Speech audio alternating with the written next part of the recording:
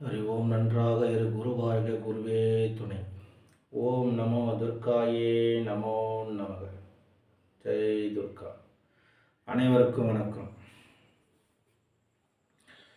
எல்லாருக்கும் ஒரு முக்கியமான விஷயத்தை நான் சொல்கிறேன் இன்னைக்கு. கேளுங்க.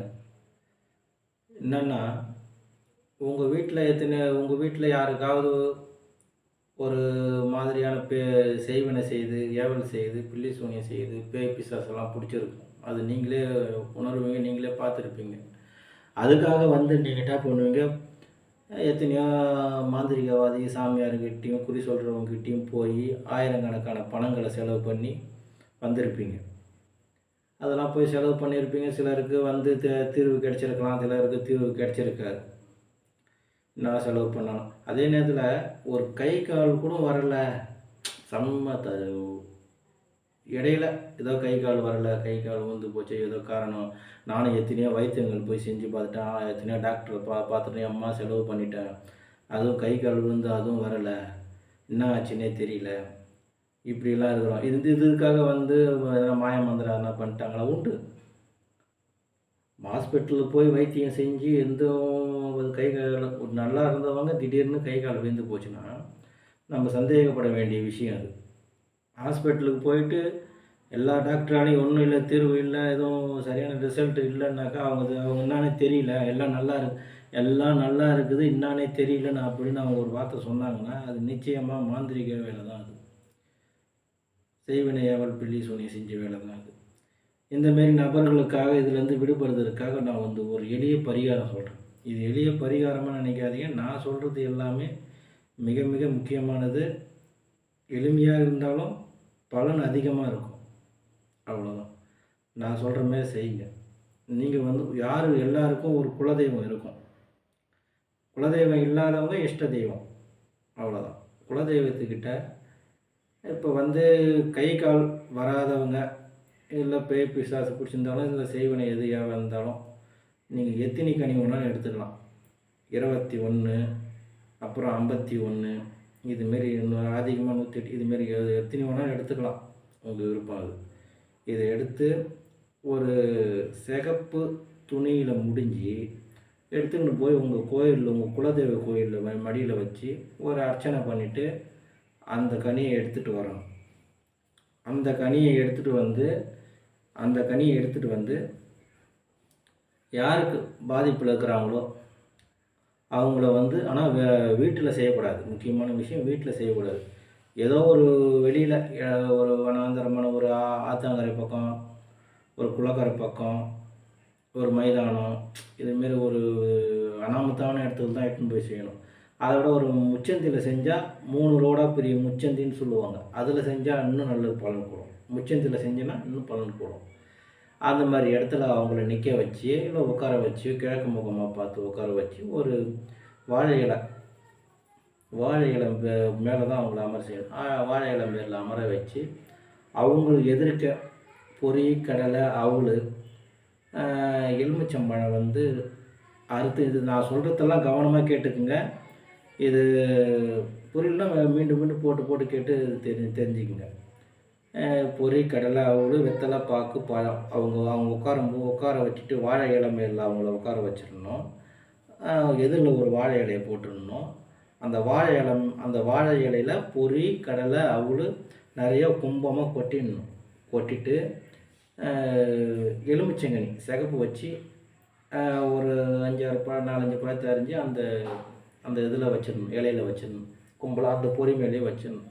இது ஒரு பலி கொடுக்கறது கணக்காகும்ன்ற மாதிரி ஒரு கணக்கு. அதேமாரி நீங்கள் அதை செய்கிறதுக்கு முன்னே உங்களை சுற்றி ஒரு வட்டம், அவர் உட்காந்துருக்கணும். உங்களை சுற்றி ஒரு வட்டம் ஒன்று போட்டுக்கணும். வட்டம் சுற்றிட்டு வட்டம் ஒன்று போட்டுக்கணும். வட்டம் போட்டுட்டு 8 பக்கமும் சிகப்பு வச்சு அரைக்கனி, ஒரு கனி அரியணும். அது பாதியாக அரிஞ்சு அதில் சிகப்பு வைக்கணும். 2 பக்கமும் சிகப்பு வச்சு 8 பக்கம் இதேமாரி வச்சு அதில் 8 பக்கமும் சோடமும் ஏற்றணும். அது 8 பக்கம் அரை கனி சிகப்பு வச்சது மட்டும் இல்லாமல் 8 திசையிலும் சூடம் ஏற்றி ஒரு அரை கனியை பிழிஞ்சு விடணும்.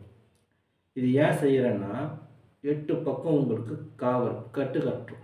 எந்த ஒரு விதமான துர்சக்தியும் உங்களை வந்து, ஏன்னா நீங்கள் இதுமாரி இப்போ செய்ய போகும்போது செய்கிறவங்களுக்கோ இதை பண்ணுறவங்களுக்கோ ஏதாவது வந்து இது இடைஞ்சல் வரும்.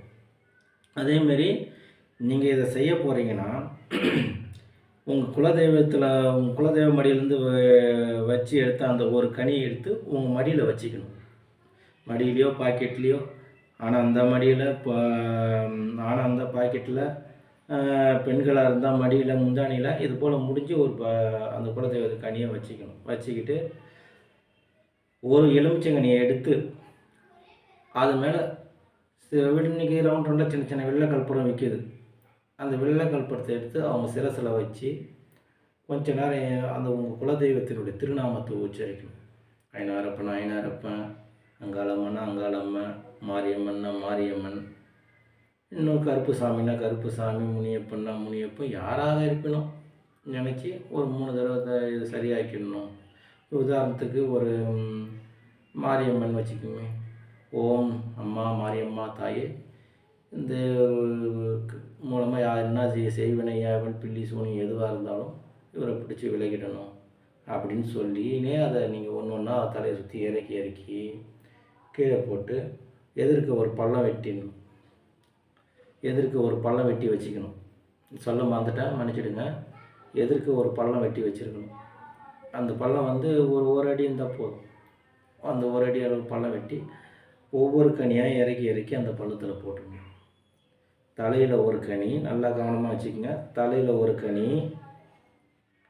அதுக்கப்புறம் வந்து தோள்பட்டை ஒரு கனி, அதுக்கப்புறம் இந்த தோள்பட்டை இந்தாண்ட தோள்பட்டை ஒரு கனி, அதுக்கப்புறம் கையிலேருந்து இப்படி ஒரு இறக்கிறதுக்கு ஒரு கனி, இப்படி ஒரு கனி, அப்புறம் காலை நீட்டி விட்டு காலிலேருந்து 2 கால் பக்கம் கனி.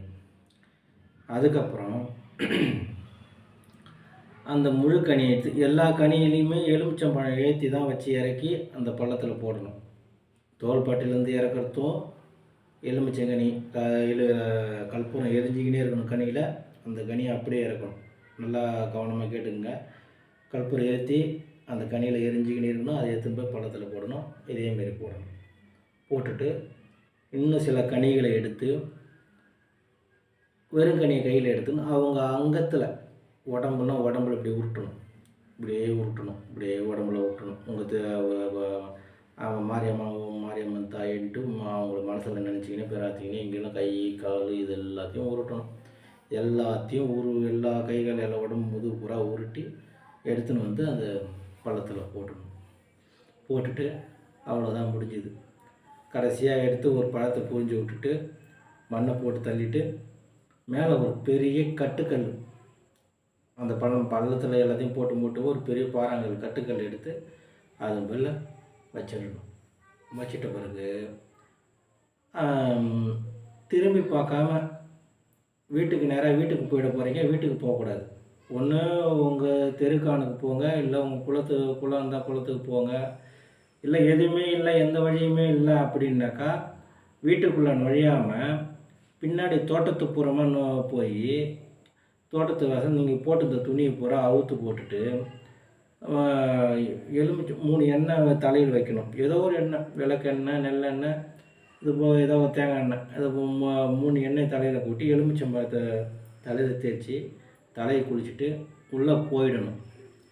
இப்படி நீங்கள் செஞ்சிட்டிங்கன்னா உங்களுக்கு எவ்வித சூனியும் செய்வினை வைத்திருந்தாலும் அது அடியோடு அழிந்துவிடும். அவர்களுக்கு திரும்பிடும். அவங்களுக்கே திரும்பி போயிடும். அப்புறம் வந்து இன்னொரு முக்கியமான விஷயம் சொல்ல மறந்துட்டேன். நீங்கள் இடுப்பில் ஒரு கனி வச்சிருக்கணும் சொன்னீங்களா, அதை நீங்கள் வீட்டுக்குள்ளே போகிறதுக்கு முன்ன உங்கள் தலையை சுற்றி 3 சுற்றி சனி மூலை பக்கமாக தூக்கி கிடச்சிட்டு திரும்பி பார்க்காத உள்ளே போயிடணும். இதுதாங்க அந்த பரிகாரம்.